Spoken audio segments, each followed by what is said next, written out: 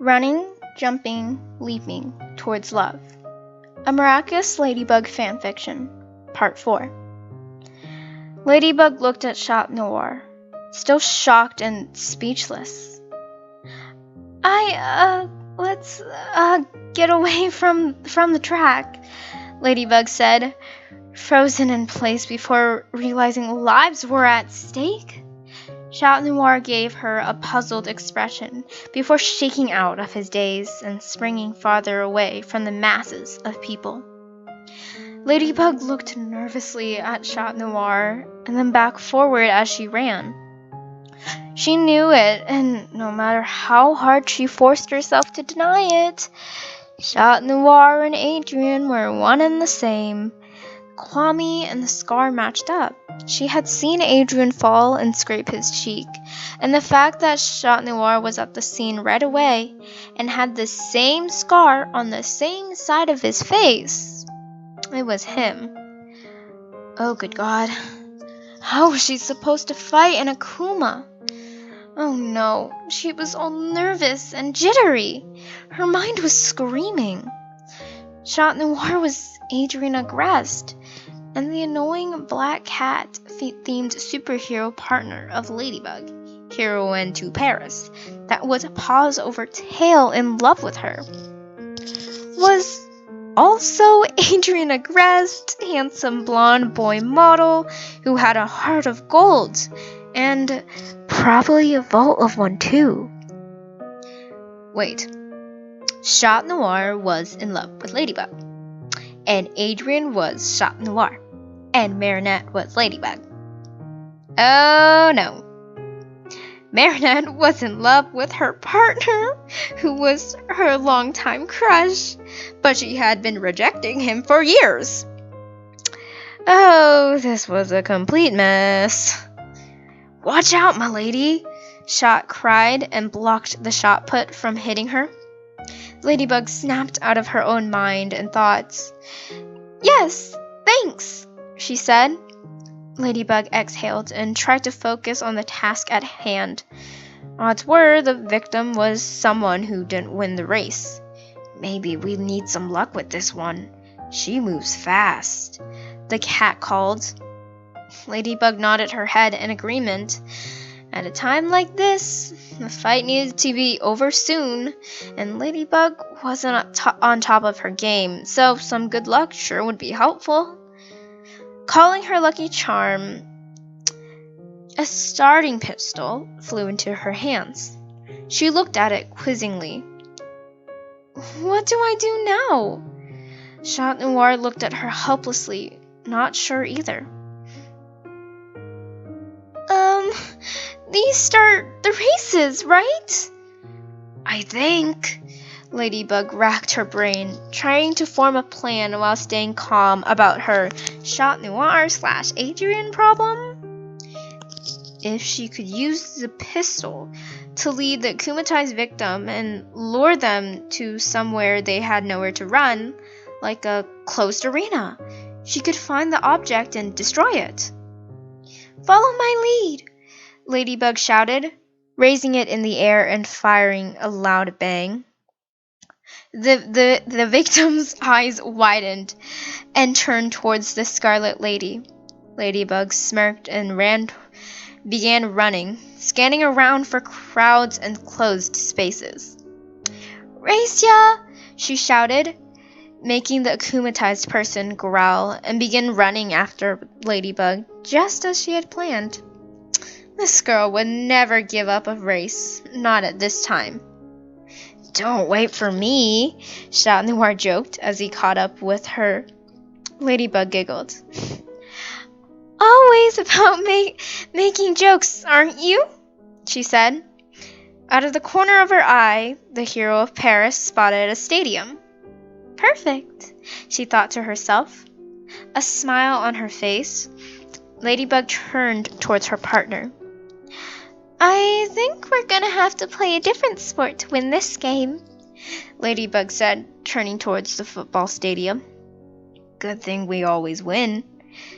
Zipping towards the enclosed space, Ladybug and Chat Noir both turned around, scanning for the akumatized object.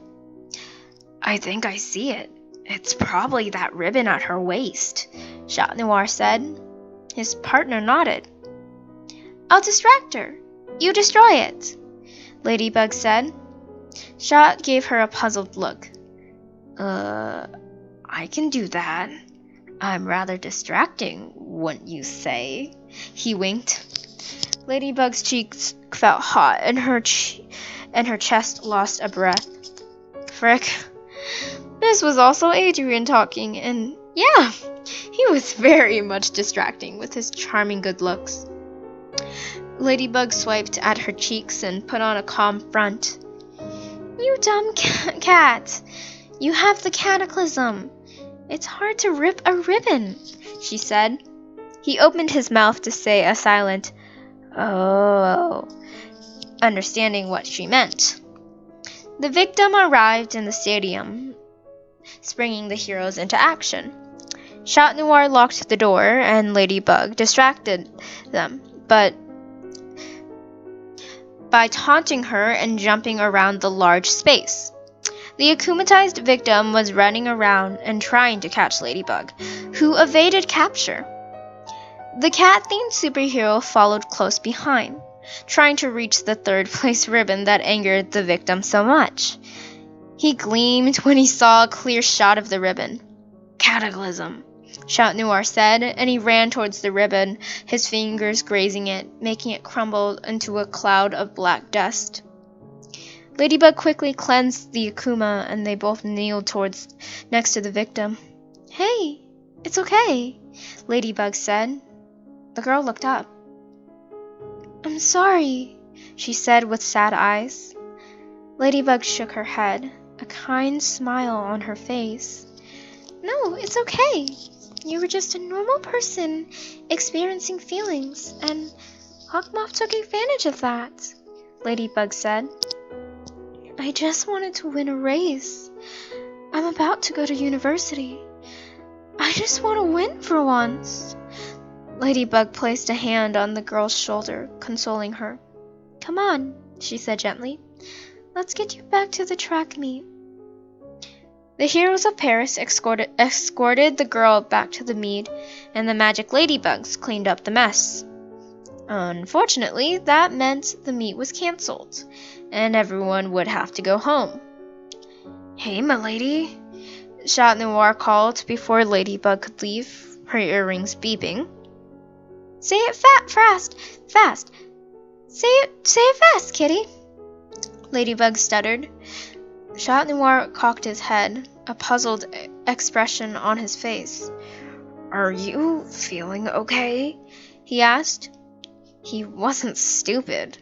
Maybe a fool, but when it came to his lady, Chat knew when something was wrong. Ladybug stepped back when Chat Noir reached forward. Yeah, I'm fine. Bye, she said, fleeing the area. Chat Noir placed a hand on his chin. That wasn't normal? Ladybug was calm and collected, level-headed, and not jittery and nervous. What had happened? Was she okay? Chat Noir ran towards the tree he had found before and de-transformed. I think something's wrong, Plag, Adrian said, but his Kwame just grumbled. Yeah, like the lack of cheese I'm getting. He wolfed or catted down the cheese he was given and flew back towards Adrian's shirt pocket. Adrian shook his head at his lazy Kwame. But in all seriousness, Ladybug was not being herself, and Chat Noir was not going to let that happen again. He didn't like seeing her worried or nervous. Hey guys, Adrian called brightly when he made his way into the bus, seated next towards Nino again. Yo, you got a scratch on your face. Nino pointed towards Adrian's cheek. He sighed.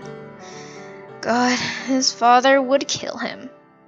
Today would probably be his first and last track meet ever. Mari, You got anything for a scrape? Nino asked. Adrian turned towards to see Marinette rummaging through a bag. Here, she said brightly, pulling out a couple different jars and bottles. She looked up, but avoided his gaze. Put some hand sanitizer and then aloe, Marinette said, handing him the bottle. Adrian stared awkwardly at Marinette.